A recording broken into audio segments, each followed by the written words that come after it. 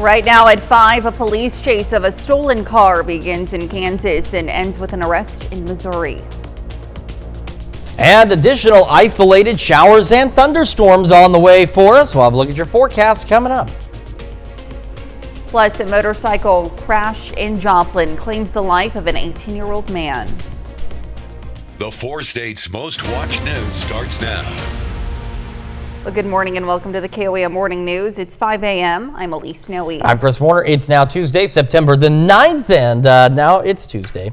Yes, here it's we happened are. to be Tuesday. Allergies are doing a little better for you today. Yes, hopefully. I mean, I know that other folks are struggling with them as well. I think it might be those dips in temperatures, slight dips. It's all these wild changes we've been going through. Yeah, my wife came home sick yesterday with them, but it's just, man, it's bad. And I do really feel for allergy sufferers. I mean, like I said, I've been pretty lucky. Yeah. Doesn't really bother me as much, but I watch people suffer and I feel for you. Hopefully you are getting some kind of relief out there. And we've got additional shower and thunderstorm chances, some of those building in as we speak. Let's start first with a live look outside downtown Pittsburgh. Not much out there. That's not downtown Pittsburgh. That's the wrong camera. I'm not entirely certain where that is. It looks nice, though.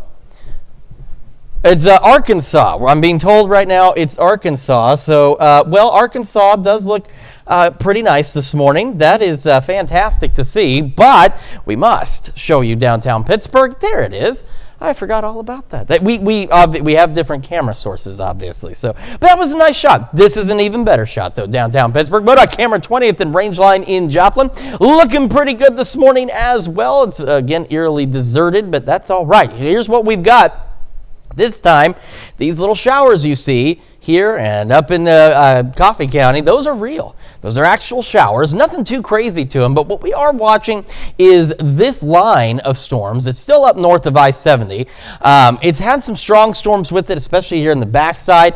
It's expected to kind of be in a decaying state as it continues to push south and east, but could bring some additional isolated shower and thunderstorm chances. So let me move this back up. And you can see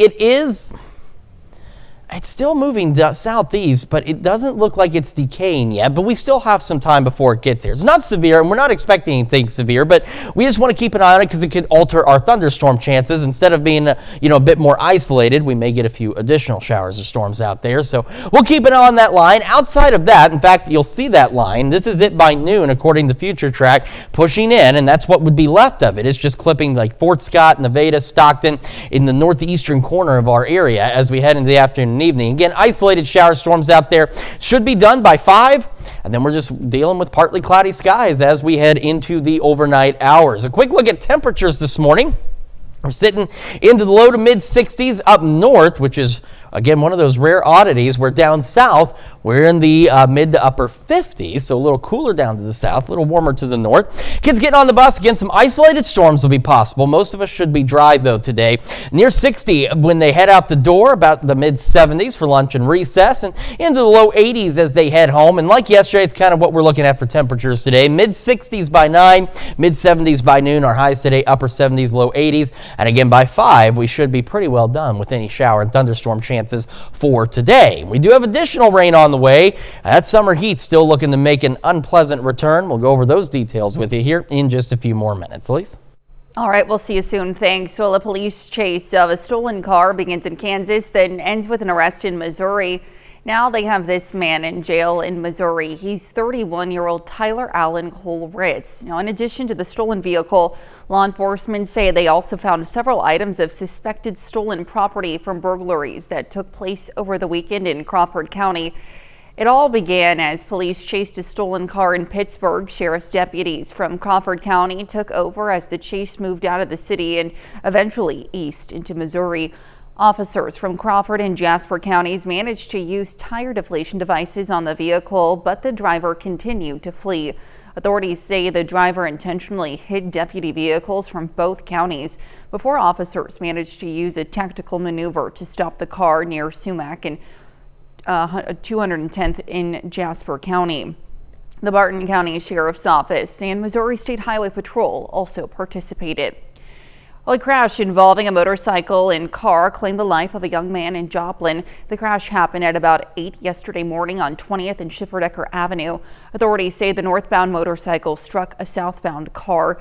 The driver of the car was not injured. A crew rushed the motorcycle driver, 18-year-old Nicholas Jones of Joplin, to the hospital, but he died of his injuries.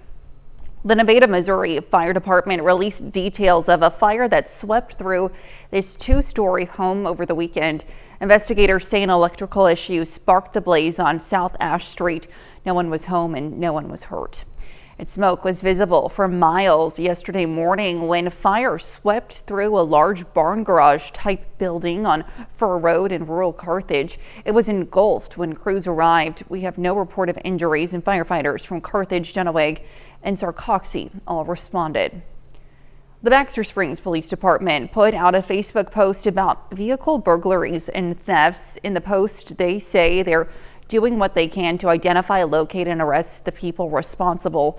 They also give tips for keeping your vehicle safe. Tips such as take your valuables out of the car and keep it locked. It's a kid coming down the street right here on Garfield.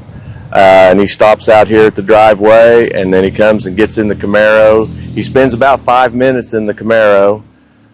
Looked like he was trying to start it, had his foot on the brake for a long time, but then got out of that and got into the truck. The Baxter Springs PD asks if you catch something like that in photos or video, please share it with them.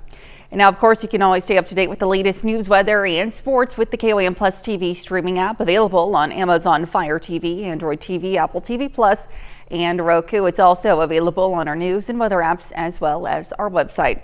You can watch live streaming anytime, absolutely free, the KOAM Plus TV streaming app. Well, the Federal Communication Commission plans to vote on a proposal that would allow prisons to jam contraband cell phones. The vote is expected to happen this month. Arkansas Governor Sarah Huckabee Sanders and other leaders held a roundtable to discuss threats contraband phones pose to officers.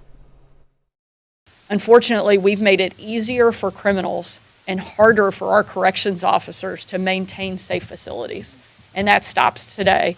We're going to make it flexible. It's not going to be mandatory on any facility to do this, and the technology has evolved where you can tailor the jamming solution in ways that will not necessarily interfere with someone that's driving on a nearby highway or a community that's nearby. Now, while the FCC has authorized a range of solutions in the past, jamming phones in prisons has never officially happened. A study from 2024 revealed prison authorities recovered more than 25,000 cell phones in 1 year alone. The city of Joplin works toward a decision for the future of the area where the Pennsylvania Avenue viaduct sits. The bridge has been closed for years after a failed inspection deemed it unsafe for traffic. The deterioration of the bridge later closed a nearby alley due to falling debris. With the demolition of the viaduct nearing, city officials are now looking at what could be next for the site. KOAM Samantha Walker reports. In a public meeting at Joplin City Hall, city engineers and project consultants are detailing the options for the Pennsylvania Avenue viaduct. When we looked at the bridge, we looked at, well, what would it cost to repair the bridge? And anytime you looked at that cost to repair, it was a very large cost. And it's for a bridge that's no longer needed as a bridge. City officials say demolition was long overdue, but a lack of funds continue to be a barrier. Because of a lack of grants, the project was included in the capital improvement sales tax, supported by voters in 2024. Stretched along the tables are the two main options for the site's future. The first, a concept where a road replaces the bridge, and the second, a concept without either. But because the city doesn't own everything underneath the bridge and doesn't have complete right-of-way, it makes some options more difficult. We do not have no street right-of-way underneath the bridge, which is very unusual. So if we were to put back an at-grade road, we would have to go through the process like building a brand new street through an existing neighborhood. Now, the demolition of the viaduct is expected to happen before the Missouri Department of Transportation begins reconstruction of 7th Street / Route 66 between Schiffendecker and Rangeline. We have to decide what we will be doing. If we do not put a road back, then the signal at Pennsylvania and 7th, then the Highway Department does not need to replace that signal. So one benefit, one bonus would be the removal of that signal, which would make the traffic flow a lot better on 7th Street. To get ahead of MoDOT, who plans to start work in the near future, the city will ideally make a project decision within the next month and start with demolition, the most pressing matter, and future project work later on. So we may want to delay whatever it is we do there. We may want to delay that for later. So that could be 3, 4, 5 years from now. Reporting in Joplin, Samantha Walker, KOAM News. If you were unable to attend yesterday's public meeting, you can still have your voice heard and ask questions. We have the details on how to do so on our website. Of course, that's KOAMnewsnow.com.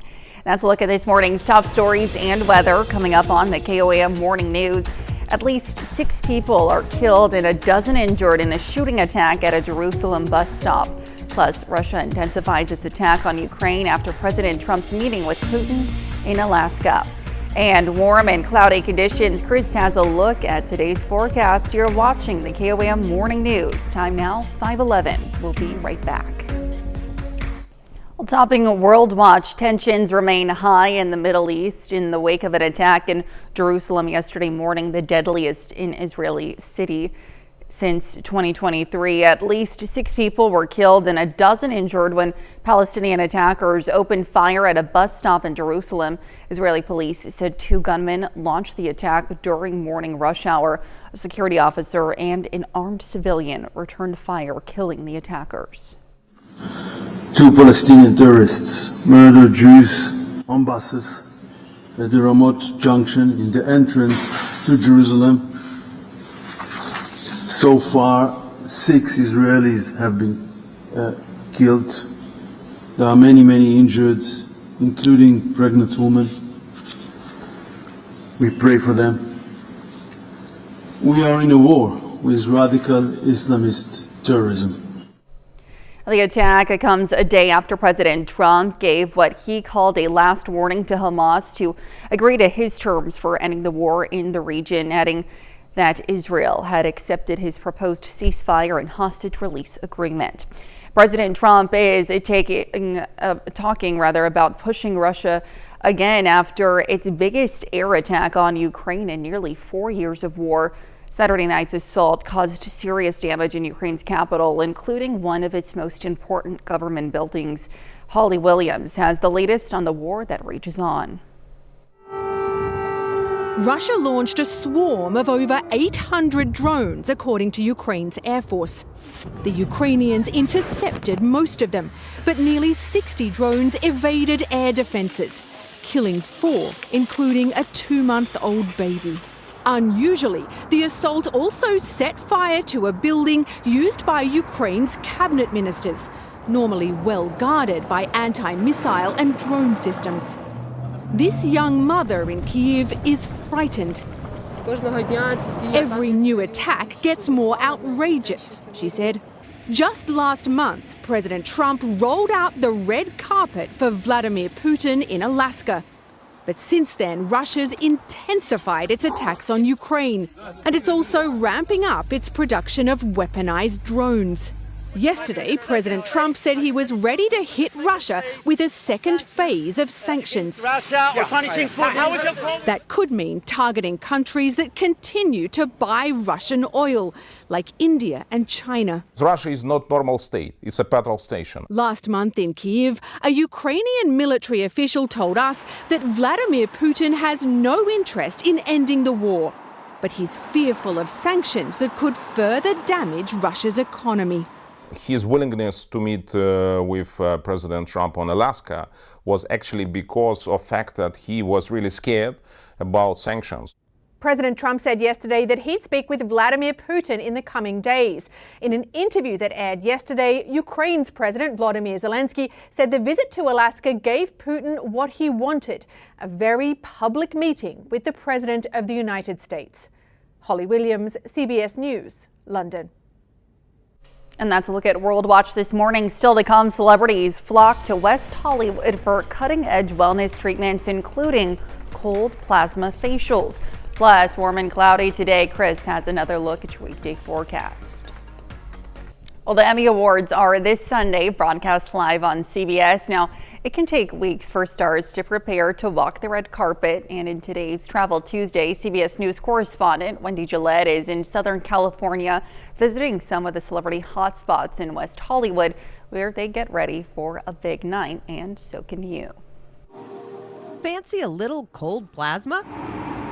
The treatment is part of the red carpet facial at Ulla Henriksen Spa in West Hollywood that celebrities embrace. Why people really want it is glass skin, dewy, glowy, plumpy, hydrated, brightened skin. The facial includes V-Soto and Ulla Henriksen skin products and a human growth factor serum. It helps to extend the results by about 10 days. Just down the road in this wellness mecca, Next Health also draws celebrity clientele, offering IV, cryo, and infrared light therapies, along with vitamin shots. All of these things really help to promote health from the inside, but the effect is that you appear healthier on the outside. Stars seeking privacy will sometimes opt for a spa like this one at the nearby Sunset Marquis, where red light technology combats aging. The hotel where we stayed for a special rate has villas with private entrances and space to decompress in the heart of the city.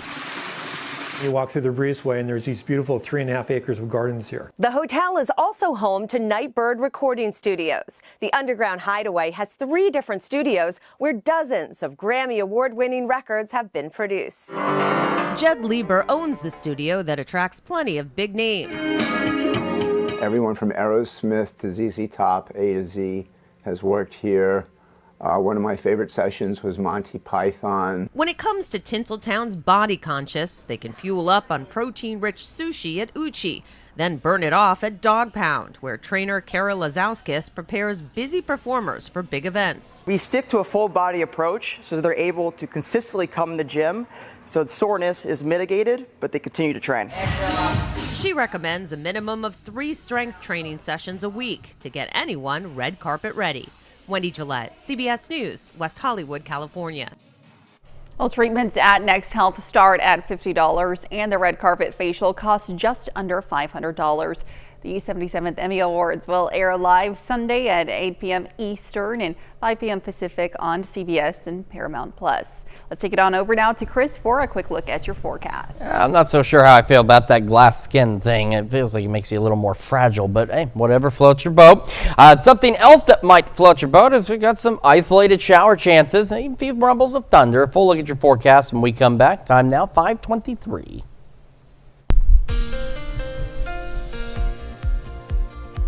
Welcome back to the KOAM Morning News. 5:25 now on this Tuesday morning.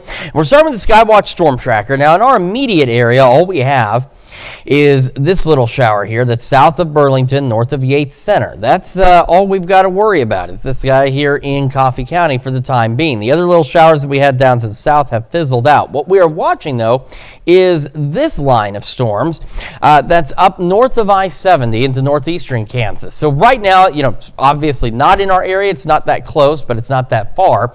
It's also, we're seeing an uptick in lightning. We have the Skywatch Storm Tracker on our other screen here has been set, including most of our area, and is just seeing a portion of this line of storms, and it's been counting the lightning. When we first started counting the lightning strikes, in what it could see, it's only seen to about here. It was about 50, 60. It's up to 102 this zone alone, not to count all of the others that are taking place. And usually the uptick in lightning is indicative that, well, the storms are not in a dying state at this point, but also that they're just picking back up. And in honesty, if we put the loop on here, we're probably going to see exactly that taking place. So You can see the new development, almost like a tail that's taking place northeast of Concordia.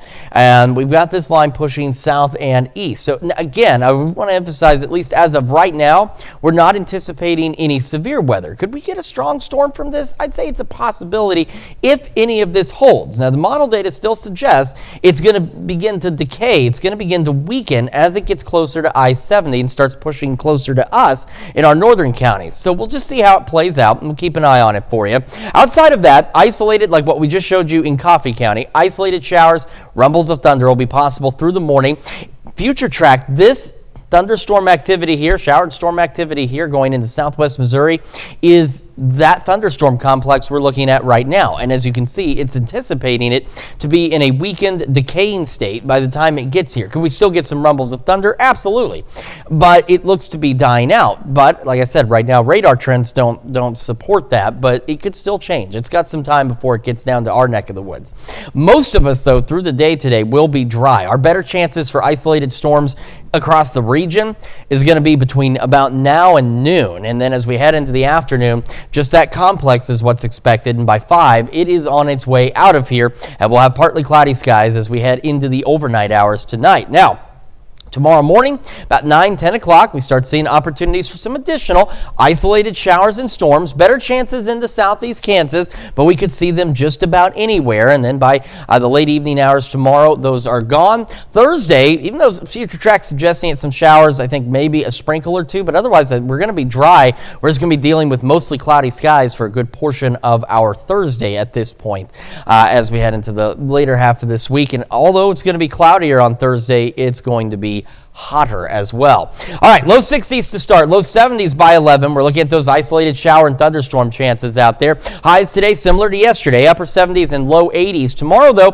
keep in mind average high is 85. So we're going to be pretty close to that, mid 80s on Wednesday. But Thursday into the weekend, we're still looking to heat up. Low 90s, maybe even getting close to the mid 90s. We're talking downright hot for September.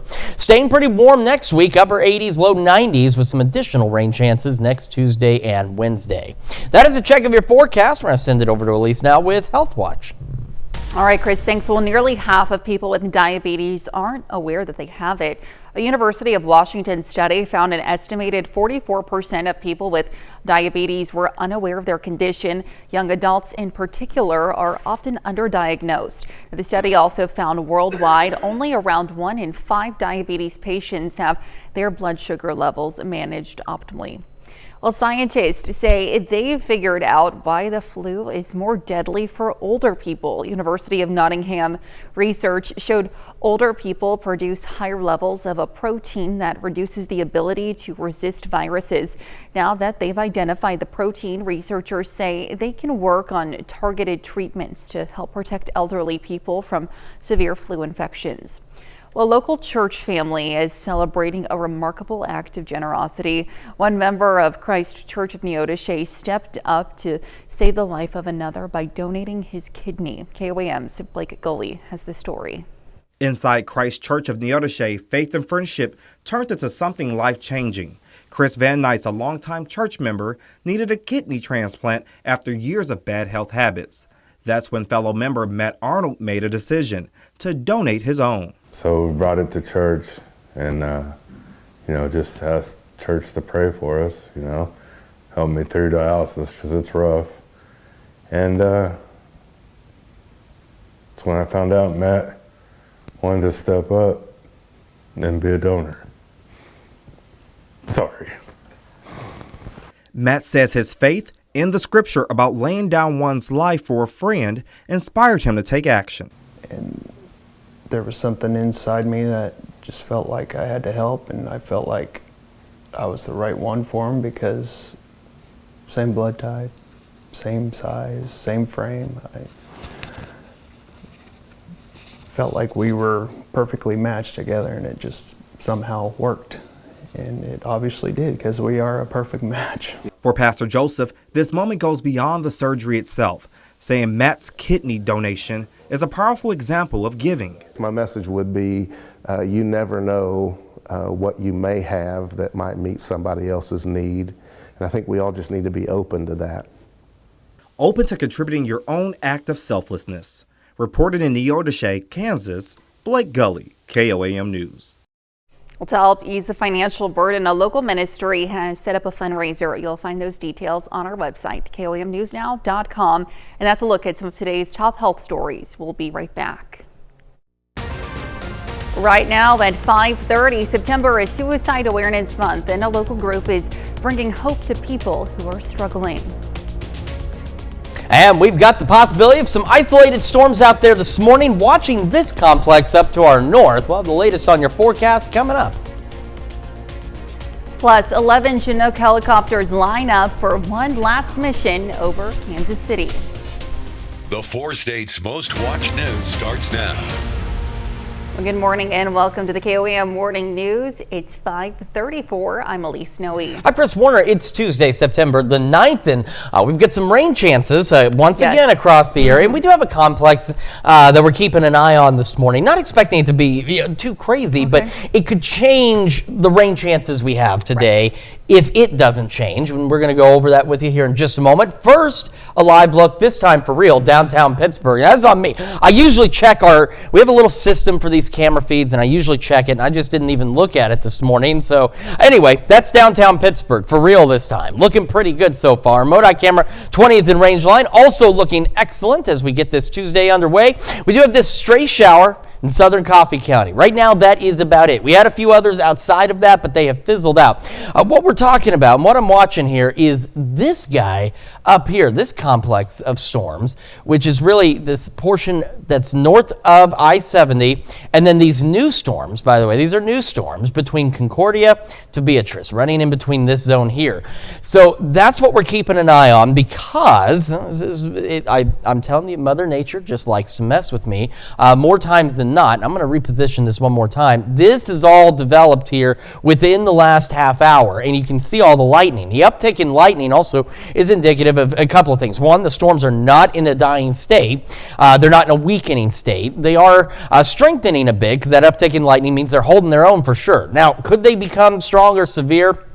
It isn't likely, but in all honesty, watching the trends, I'd say it's a possibility. You can even see now new development that's taking place here around the St. Joseph area. So here's what the expectation was based on computer data is this complex, it keeps pushing southeast, but begins to weaken and die out as it crosses I-70, and we just get a few isolated storms from it. But again, going just off of current trends, that may not be the case. So that's how it could impact our weather, is simply it increases the shower and thunderstorm chances, especially for some of our northern counties compared to what you're going to see right now. So between here and noon, isolated storms are possible really anywhere in the area with better chances in the southeastern Kansas. Once we get past noon, you can see that is that complex we were just looking at, expected to be in somewhat of a dying state as it enters our area. And then by 5, we're done with any shower and storm chances today. But we'll keep an eye on that complex and see what it does exactly. All right, we got some upper 60s in some locations. Stockton, for example, see it's 67. Then you go south, it's a little cooler. So we got low mid 60s up north and mid upper 50s down to the south. Kids getting on the bus this morning, we're looking at about the upper 50s near 60. Mid 70s by lunch and recess, low 80s when they head home, and some isolated storm chances out there. We'll go mid 60s by 9, mid 70s by noon. Our highs today, like yesterday, upper 70s and low 80s. We'll have another look at your forecast, talk about tomorrow's rain chances, and then really unpleasant, almost July or August-like heat on the way here in just a few more minutes. Elise? All right, Chris, thanks. Well, September is Suicide Awareness Month, and a local group wants to bring hope to people who are struggling. Yesterday, a family response advocated with the Pittsburgh Police Department and created a sidewalk of hope in front of the department. Now, this project is to help grow community awareness, honor life, and show that there are resources to help. So we want to be able to ensure that we can reach all of these people, and by doing that, we're creating a sidewalk of hope for those to see that they matter. There is help. You should know help is available through the suicide prevention hotline at 988. Well, nearly a dozen Chinook helicopters took to the skies in a farewell flight from New Century Airport in Kansas yesterday. The unit, which was based at the airport for more than 4 decades, is now inactive after an Army Reserve reorganization. Alan Shope has more on the final flight. Yeah, a few sounds and engines are more recognizable in the Kansas City Metro than the Chinook helicopter. 11 of them lining up for one last mission on Sunday morning. We've never put 11 aircraft up together. Folks gathering to watch the liftoff. When our kids were growing up, they'd run to the door or run outside when the Chinooks flew over. Some came to remember. Very emotional. Others came to support friends that fly them. This is his last flight, and I know it means a lot to him. The unit's future is unclear, and this was a difficult day. Yeah. A recent Army Reserve reorganization has the unit inactivated. No flight hours, no budget, only an end date next September. The Chinooks kind of came here around 79, 80 time frame. So there's a lot of history with this unit. It was a 45-minute flight circling Kansas City one last time. The unit says seeing everyone that showed up for them on this day means the world to them. To be able to have that support, to know that the community is willing to show up. I've deployed 5 times with this unit. We've been to Afghanistan, we've been to Iraq, we've been to Kuwait. On their return, the unit getting the official fire truck send-off salute for their more than 4 decades of service here. It's bittersweet, end of an era, but we keep moving on. The people need to remember those service members who paid the ultimate sacrifice, that were members of this unit. 20 years we've lived here. We just want to be here to honor them. Well, it's not yet clear what will happen with the 13 Chinook helicopters based at New Century Airport. And that's a look at our top news stories coming up this half hour on the KOAM Morning News. Americans' confidence is in finding a new job drops to a record low, according to the Federal Reserve Bank of New York. Plus, PNC Financial announces plans to buy First Bank Holding Company in a multi-billion-dollar deal. We'll have the latest. Time now, 5:40. You're watching the KOAM Morning News. In Consumer Watch, Americans' confidence in finding a new job has dropped to a record low, according to the latest report of consumer expectations from the Federal Reserve Bank of New York. The average perceived probability of finding a new job after losing one fell to just over 44% among the heads of households surveyed. And that's the lowest measure ever on record since the New York Fed began collecting data in 2013. It comes as a recent CBS News poll showed that just 36% of Americans believe the economy is good. PNC Financial has announced plans to buy First Bank Holding Company in a deal worth more than $4 billion. The acquisition would expand PNC westward into Arizona and Colorado, where it would become the largest bank in Denver. The deal is expected to be completed sometime early next year, after which all First Bank branches will convert to PNC. And that's a look at Consumer Watch. Let's take it over now to Chris for a quick look at your forecast. Yeah, not much going on in our area at this time. Do have a couple of stray showers out there. We are watching a thunderstorm complex to our north. We're going to break it all down for you. Talk about today's storm chances, tomorrow's storm chances, and that summer heat that's on the way when the KOAM Morning News returns. Time now is 5:44. We'll be right back.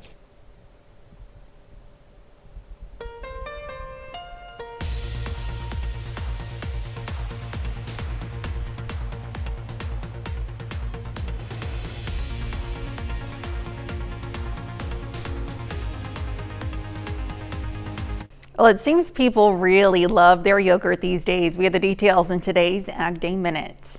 I'm Clinton Griffiths with today's Ag Day Minute. Global food company Danone is announcing a major investment in an Ohio yogurt plant. The French-owned U.S.-based subsidiary is planning a 48,000 square foot expansion at its plant in Minster, Ohio. It will include a cutting-edge production line along with modernizing existing lines. That will also mean it needs to acquire 60% more milk over the next couple of years to make product. Now, it's known for producing brands such as Oikos, Activia, Dannon, and Danimals.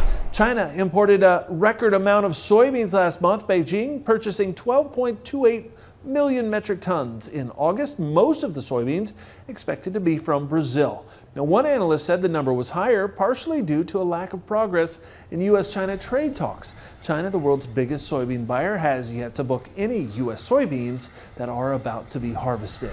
And a popular event is back for another year. Fat Bear Week is scheduled to take place from Tuesday, September 23rd through the 30th. The National Park Service says it will kick off the annual event with a Chubby Cubby appetizer, Fat Bear Jr., next Thursday. Now, it's held at Katamari National Park and Preserve in Alaska. The people can vote for the bear they believe best exemplifies fatness and success in brown bears. For more Ag News, watch Ag Day weekdays on the station or get updates over at agweb.com. All right, here's Chris now with a full look at your forecast. Yeah, we've got no fat bears that I can see out there, but we do have one stray shower that is hanging on into parts of Coffee County here south of Burlington. Not much to it, as you can see, but it's there. We had a few others outside of that area, but they fizzled out. We haven't seen any new development take place. What we are watching is this complex here. And the reason we're watching this complex is because right now, at least, it's not in a decaying state yet. In fact, it's actually intensified a bit. So I've got our Skywatch Storm Tracker on the other machine here. And right now, it can see, I'm just judging here, it can see about from here south on this storm. The lightning count is now up to 155 in this section alone. And again, about an hour ago, it was at 55. So the storms, they're not necessarily becoming severe. It just means that they haven't picked up some strength and they're holding their own. Now, the expectation is this complex continues pushing south and east, but begins to die as it approaches and passes the I-70 corridor. That's still the expectation, but we'll monitor it because you see all of this now south of Beatrice and to the east of Concordia. These storms are now somewhat new development. They fired up within the last hour. So again, you can see where we had a couple of showers here and there in our area. But again, this complex has picked up a bit. It was weakening, then it kind of picked back up on the leading edge, and it got this little tail going back behind it.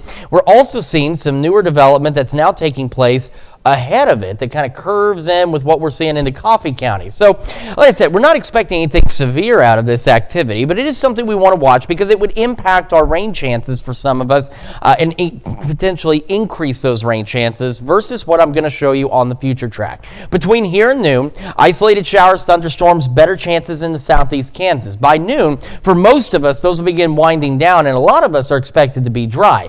Now, the future track is going to show you this is that complex that we were just looking at.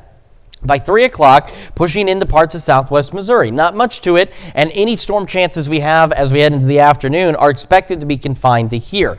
If that complex doesn't weaken or it gets more development behind it, you saw it's a little broader, it could increase rain chances over a bigger area, bringing in more thunderstorm chances than what we're looking at right now. That's why we want to watch it. Not because we're worried about it becoming severe or getting all crazy. It's just if it doesn't weaken as expected, as you're seeing here, it could increase those shower and thunderstorm chances, especially in the northern half of our area. By 5, the remnants of that complex, again, if it plays out as expected, are gone. We'll have partly cloudy skies overnight, and as we go about 8, 9 o'clock tomorrow morning, isolated showers, thunderstorms begin pushing into southeast Kansas. No severe weather expected, and again, we'll have just isolated showers and storms out there. Again, better chances into Kansas versus the other side, but still could get a stray shower storm off to the east as well. For Thursday, a sprinkle or two maybe, because we're going to start the day mostly cloudy. We'll spend a good portion of Thursday mostly cloudy and do some clearing late in the day, but that will not stop us from heating up. As for this morning, again, leaving those isolated storm chances out there. Low 60s to start, low 70s by 11 o'clock this morning. We're looking at highs today, upper 70s and low 80s, so average high again is 85. Tomorrow, we're warmer, but we're still pretty close to normal. But like I said, we get into Thursday and into this weekend, we start going low, possibly getting close to mid-90s out there, so now going well above average. And by next week, still pretty warm, upper 80s, low 90s with some additional rain chances next Tuesday and Wednesday. That's Check Your Forecast. We're going to send it over to Elise now with sports. All right, Chris, thanks. Well, Carl Junction football is off to its first 2-0 start since 2016. And the Bulldogs are completely bought in after 3 straight losing seasons from 2021 to 2023. Carl Junction finished 2024 with a winning 6-5 record. Now the Bulldogs look to build off of that success, and they're off to an incredible start with 2 straight double-digit wins. Carl Junction head coach Todd Hafner is thrilled with his team's progression in the offseason. Now to look at sports, we'll be right back. Well, it's been 3 years since Queen Elizabeth II, Britain's longest-serving monarch, passed away at age 96 on September 8th, 2022. Her death came just months after the UK celebrated her Platinum Jubilee, marking 70 years on the throne with festivities, stamps, and souvenirs honoring her legacy. And Prince Harry is making a quick visit to London this week to check in on his UK charities. The trip is sparking speculation about whether he'll finally reunite with his father, King Charles, after nearly 19 months apart.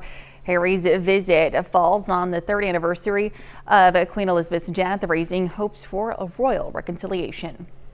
And we've got opportunities for showers and some thunderstorms out there as we proceed through the morning. As I've discussed, we're watching that thunderstorm complex to the north. And again, emphasizing at this time, we're not expecting anything severe from it. It just could increase our rain chances, especially in our northern counties through the morning and afternoon if it doesn't die out as expected. If it does, then no big deal. Isolated storms, low 60s to start, low 70s by 11. Better chances for some of these isolated storms into southeastern Kansas through the morning. And as we head into the afternoon, these will be better chances up north of 54, but isolated storms will still be out there. Most of us, though, should be dry, and we'll go into the upper 70s and low 80s. South breeze about 5 to 10.